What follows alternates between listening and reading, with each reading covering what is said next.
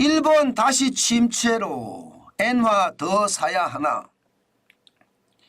야, 일본 경제가 예상과는 다르게 1분기에 굉장히 많이 침체했습니다.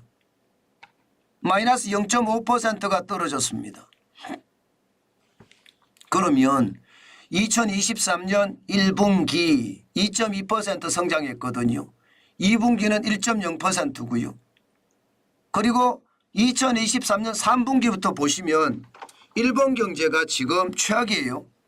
3분기에 마이너스 0.9%고요. 4분기에는 0.0% 뭔가 좋아지나 했는데 다시 1분기에 마이너스 0.5%입니다. 이렇게 되니까 야, 일본 경제가 잃어버린 30년을 벗어나는가 싶었는데 다시 잃어버린 30년으로 넘어가는 것은 아닌가, 이런 시장의 의심이 굉장히 커지고 있습니다. 이거 연율로 계산하면 마이너스 2%라는 뜻이거든요. 연율로 계산을 하면요. 마이너스 0.5%가. 시장의 예측치도 말입니다. 전분기 대비해서 0.3% 마이너스 0.3% 정도 예상했습니다. 연율로 계산하더라도 마이너스 1.5% 정도 예상했거든요. 근데 시장의 예측치보다 더 떨어졌습니다. 그러니까 시장의 분위기가 굉장히 싸한 거예요. 이게 안 떨어진 게 없습니다. 민간 소비도 마이너스 0.7%가 빠졌고요. 설비 투자도 마이너스 0.8%가 빠졌고요. 심지어 슈퍼엔저라고 이야기하잖아요. 그런데 순수출도 마이너스 5%까지 빠졌습니다. 마이너스 5%까지. 그러니까 전문가들조차도 일본이 왜 이래? 아니 슈퍼엔저인데 수출이 마이너스 5%까지 빠졌다니 도대체 이해가 안 된다, 이렇게 이야기합니다. 게다가 말입니다. 게다가 이 소비 중에, 민간 소비 중에 개인 소비가 최악입니다. 개인 소비가 최악이에요. 4분기 연속 위축이 됐거든요. 지금까지 그런 일이 없었습니다.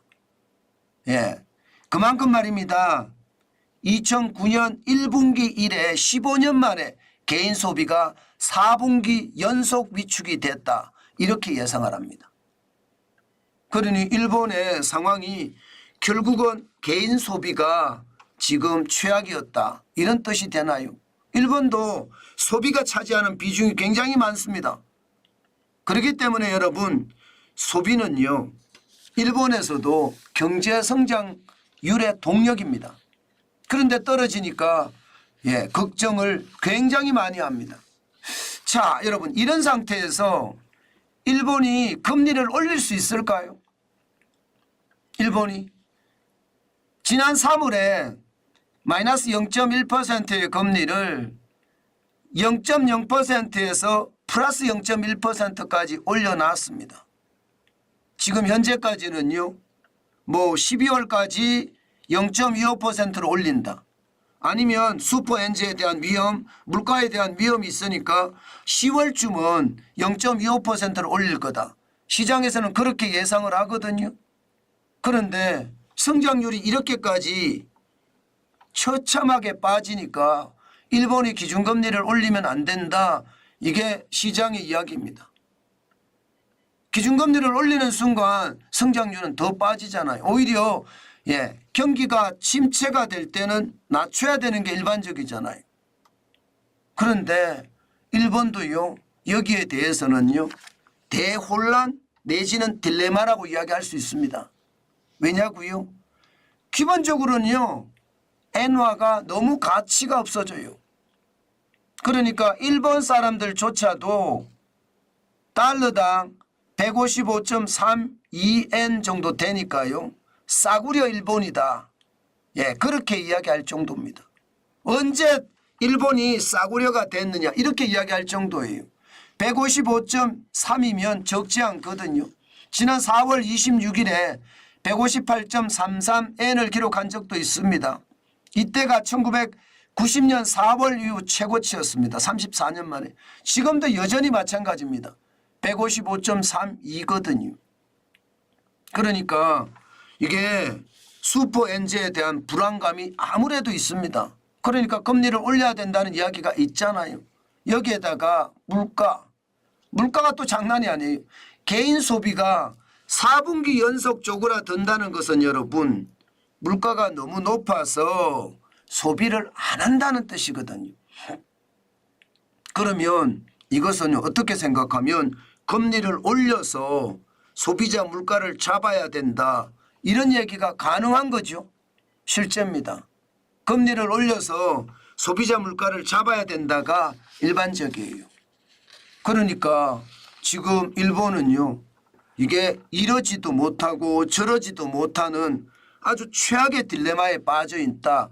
이렇게도 이야기할 수 있습니다. 저는 그렇다고 하더라도요.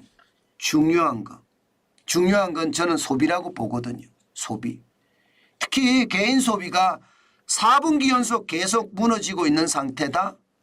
그러면 물가를 잡아야 됩니다. 지금 4월에 물가가 3월보다 더 올라갔잖아요. 지금 3.5%까지 올라갔습니다. 지난 1월에 4.3%가 최고였는데 이러다가 물가가 폭등하겠다 이런 얘기도 나오는 겁니다. 그러면 여기에는 물가가 많이 올라간다는 것은 결국 말입니다. 수입품에 대한 가격이 올라가는 거. 환율이 올라갔기 때문에 수입품에 대한 가격이 올라갔다는 뜻이 되잖아요. 그런 차원까지 감안을 해보면 환율이 물가를 지금 올리고 있다. 이 말도 저는 된다고 보는 겁니다. 자, 그렇다면 여러분 성장률이 뒤처지는 게 문제냐 아니면 소비가 꼬꾸라지는 게 문제냐. 결국 소비를 살리는 쪽으로 가지 않을까요? 그러면 금리를 올릴 수밖에 없는 게 현실이 될 겁니다. 물가를 잡아야 되니까. 지금 원엔 환율은요. 지금 871.54원입니다. 굉장히 많이 떨어졌죠. 역대급입니다. 역대급. 예. 자, 이렇다면 여러분들은 엔화를 더 사시겠습니까? 아니면 지금 더 이상 사지 않겠습니까? 저는 복잡하고 혼란스럽고 일본은행 우에다 카즈오 총재가 결정하기가 진짜 어렵다 이렇게 생각을 하지만 결국 소비를 살리는 쪽으로 저는 방향을 잡을 거다. 저는 그렇게 생각을 하고요. 또 하나는 슈퍼엔저를 지금 계속해서 가져가지는 못할 거다. 이것도 저는 한 몫을 한다고 봅니다. 그러면 결국은 금리 인상에 대한 요인이 있는 거고요. 금리 인상에 대한 요인이 있으면 원엔 환율도 지금 원화가 지금은 강세지만 더 많은 원화를 주고 엔화를 사는 게 아니잖아요. 더 적은 원화를 가지고 엔화를 사는 거잖아요. 언젠가는 더 많은 원화를 주고 엔화를 사는 그런 상황이 오지 않을까. 저는 그렇게 분석해 봅니다. 물론 말입니다.